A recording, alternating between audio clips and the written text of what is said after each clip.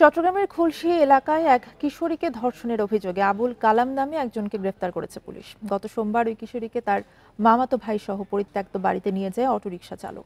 সেখানে ওই কিশোরীকে একাধিকবার ধর্ষণ করে অটোরিকশা চালক। বেঁধে রাখা হয় তার ভাইকে। খবর পেয়ে তাদের উদ্ধার করে স্থানীয় শিক্ষার্থীরা। ভুক্তভোগী কিশোরীকে চট্টগ্রাম মেডিকেল কলেজ হাসপাতাল কলেজের ওয়াশ স্টপ ক্রাইসিস সেন্টার ওসিসিতে ভর্তি করা হয়। তার দেওয়া তথ্যে অভিযুক্ত অটোরিকশা চালক আবুল কালামকে আটক করে পুলিশে দেয় স্থানীয়রা। ছবি দেখায় যারা এর আগে এখানে ক্রাইম করেছে, তো ভিকটিম তাদের সন্দেহ বলেছে যে এদের মধ্যে একজন ছিল।